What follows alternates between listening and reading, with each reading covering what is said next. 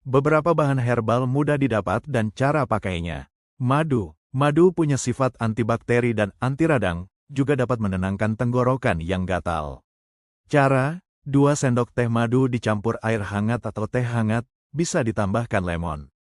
Peringatan, jangan diberikan pada bayi usia kurang dari 1 tahun karena risiko botulisme. Jahe. Jahe memiliki sifat anti radang, bisa membantu mengendorkan otot saluran napas dan melegakan tenggorokan.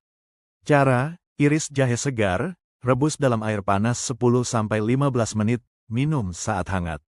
Bisa ditambahkan madu atau lemon. Kunyit. Kunyit mengandung kurkumin yang bersifat anti radang, cocok untuk batuk kering maupun berdahak. Cara, rebus 1-2 sendok teh bubuk kunyit atau rimpang kunyit dalam gelas air selama 10-15 menit, tambahkan madu jika perlu. Daun time. Time memiliki senyawa timol yang dapat membantu membasmi bakteri, virus penyebab batuk serta mengencerkan lendir. Cara, seduh daun time sebagai teh, atau gunakan produk yang mengandung time sebagai bahan utama.